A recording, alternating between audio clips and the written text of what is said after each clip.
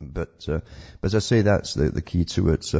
We're simply going through an agenda, and most folk will never accept it. Those who are totally under the technique which Bernays talked about, if you can't change or get the people to accept what we want them to do head on, naturally we'd say, no, I'm not going along with that, no way.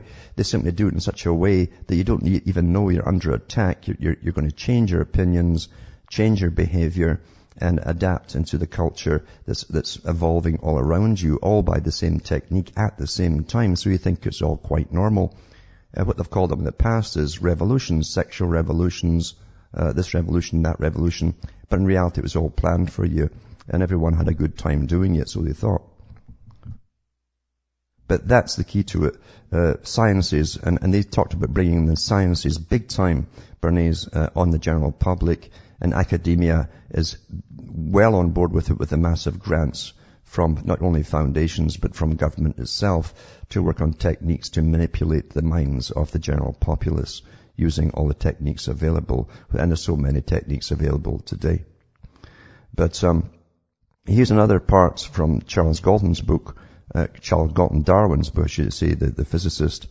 And he says on page 183, he says, it is in the biological sciences that the most exciting possibilities suggest themselves, perhaps because biology has only recently shown rapid advances like those made earlier in the inorganic sciences. I will only speculate on a few amongst these possibilities which might have great effects on human life. I've already referred to the possibility of quite new sources of food, and I need not enlarge on that further. Another type of discovery may be connected with hormones. Now, I've talked ad nauseum about the effects of the bisphenols and the phthalates and so on that are in the food supply and baby food as well, and et cetera, et cetera, et cetera. And how it's sterilizing, especially the male. It says, so hormones, those internal chemical secretions which so largely regulate the operations of the human body, the artificial use of hormones has already been shown to have profound effects on the behavior of animals, and it seems quite possible that hormones or perhaps drugs might have similar effects on man. For example, there might be a drug which, without other harmful effects, removes the urgency of sexual desire. You know, there's young guys, and there's studies been done on it, they're losing their interest in sexual behavior before they're 25 now. And so is their sperm count is plummeting too. And so reproduced in humanity the status of workers in a beehive. So he wants to reproduce the humanity the status of workers in a beehive. Or there might be another drug that produced a permanent state of contentment in the recipient. After all, alcohol does something like this already, although its other disadvantages, and is only temporary in its effect. A dictator would certainly welcome the compulsive administration of the contentment drug to his subjects. Look at all the children that are doped up. And we've all accepted this now as normal. With fake diagnoses that just are written into a book as though it's a fact. Like the laws of Moses. Another possible, although remoter discovery suggests the more curious consequences. This is the control of the relative numbers of the two sexes. It's known that the sex of a child is carried by the sperm, not the ovum, and it is at least imaginable that some method could be found for sorting out those of the sperm cells which carry the male or the female character. It would thus become possible to regulate how many men or women there should be in a population. Well, that's China was into that. They wanted more males, and they used old-time techniques because that was part of the cultural tradition already in China. They simply promoted it because they wanted lots of male workers and soldiers. It says if such a practice could be developed, it's sure that for a time there would be a greater imbalance in populations. A nation with ambitions for conquest would produce a large number of men for its soldiers, but would pay for it by not having enough women to give birth to the soldiers for succeeding generations. On the other hand, just as a stock breeder keeps few bulls and many cows, another notion might decide that it needed few men in order to maintain its numbers. Would such a predominantly female population be able to stand up against the male one, or would a rape of the Sabine woman rectify the disproportions? So then he goes on and on and on. And he says, to produce effects of this kind, there must be a master, and the master must be above and not subject to the procedure he is enforcing on his subjects.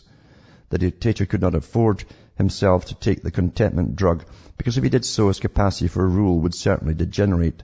It always comes back to the same point, that to carry out any policy systematically in such a way as permanently to influence the human race, there would have to be a master breed of humanity, not itself exposed to the conditions it is inducing, meaning forcing, in the rest. Now, remember, this guy was related to the Huxleys. He was related to the Darwin family, the Galton family, all eugenicists, all through every generation of them eugenicists. And he was telling you they already existed because they were all offspring of special selection, where they chose certain partners, or they were chosen for them. As I say, with the Darwin's side of his family, for generations, they'd only intermarried with the Wedgwood family. And when Charles Darwin's wife died, he married his mother's sister. They were already a master breed, you see, as far as they're concerned. They're not the only ones. You'll find this in the same philanthropic leaders as today at the top members, if you wonder what's really running the world. And it says the master breed would have to be wild animals, you see, not subject to having their brains tampered with contentment drugs or anything else, or injected with poisons to kill off brain cells. And this is what I'm saying here, because they've done this to the humans.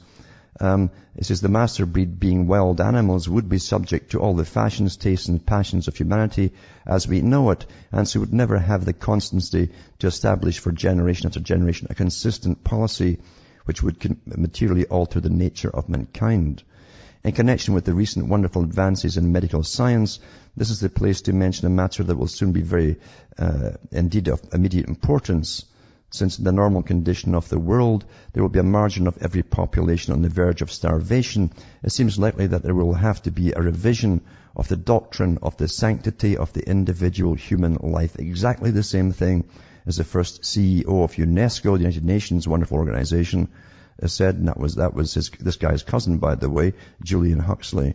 There'd have to be a revision of the doctrine of the sanctity of the individual human life. And by the way, as I say, when you see corpses plasticized and hung up in bar rooms and art galleries, you're being taught to be dehumanized, that life is really truly worthless. It's just another animal, and so what if they hang it up there for everyone to have a peek at and a laugh at the same time?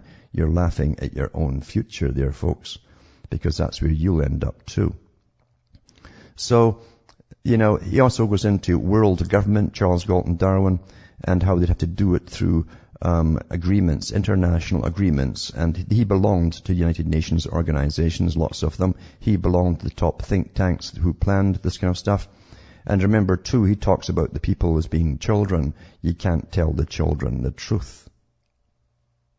Are you getting what I'm saying?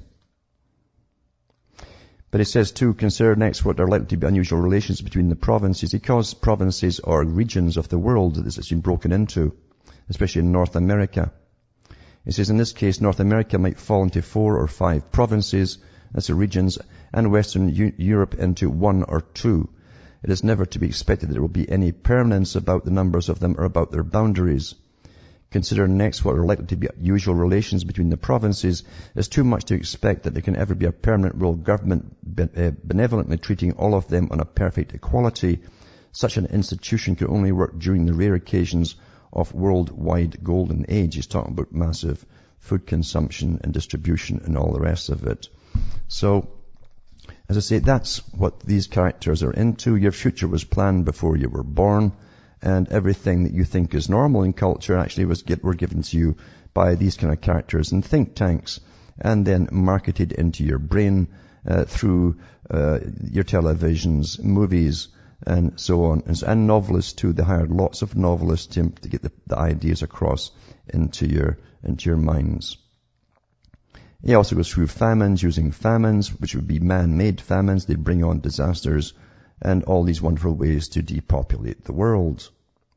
And then he goes on to, if you wonder where and the United Nations got the idea that China is the model type for the world to follow.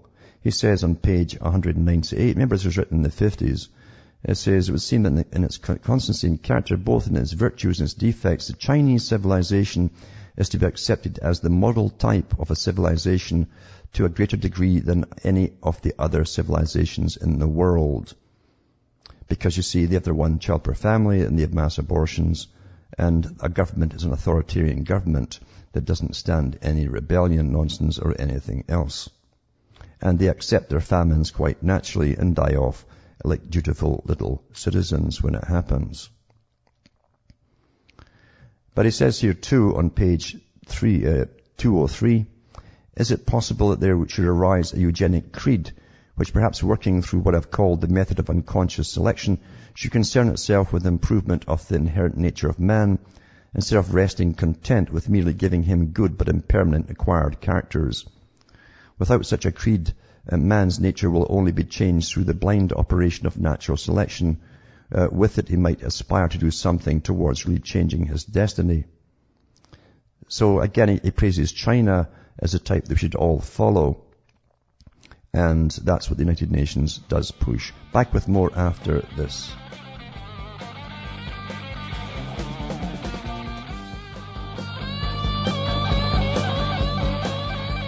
Hi folks, I'm back and we're cutting through the matrix, just finishing off here on a little ramble. And that wasn't really arranged that way, I didn't arrange it at all.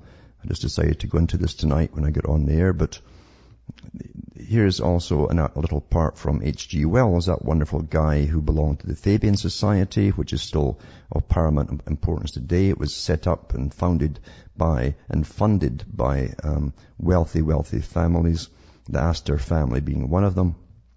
And they knew they could not fail, actually. And when you read that from Wells's writings, it says they knew they couldn't fail by using sciences, especially the sciences of the mind, upon the general public. And unfortunately, he's been pretty well correct. But he goes on to talk about the men of the New Republic, he's not about a world republic, by the way, will rout out and illuminate urban rookeries and all places where the base can drift to multiply.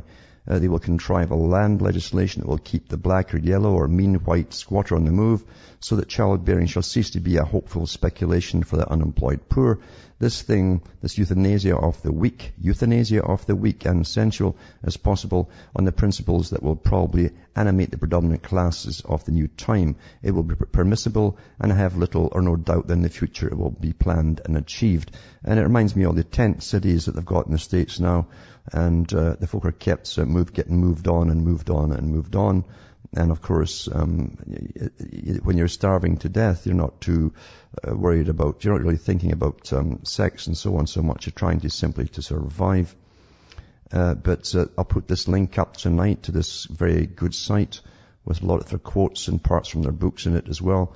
But people should get The Next Million Years, the other one I was reading from, by Charles Galton Darwin. I mean, this guy literally was specially bred for his purpose in life, as were the rest of the Darwin family. And he doesn't pull punches at times. He'll say some incredible things that sound rather nice until you really realize, because the terminology he's using, until you realize what he's actually advocating is quite blunt at other times too. But if you wonder why the populations are plummeting in the West and the sperm count is going down to less than 25% of what it should be, even that is immotile. I mean, the sperm can't find the ovum. They've all been severely damaged. Then you understand it's not by... Nothing happens on a mass scale in society without something being made to make it happen. Nothing happens. You don't suddenly evolve into sterile creatures. Doesn't happen. Doesn't happen at all. But they also talked about using hormonal treatments on women. They'd be unaware of it because, again, it would be in their foods as well and so on, and how it would affect them. And believe you me, they knew damn well that the cancer rates and so on would increase, because that's all part of the big plan. That's truly, folks, the world we live in. I don't want to give you nicey little shows here. I don't want to scare the living daylights out of you. I'm trying to get you informed, and so that you understand what's actually happening today.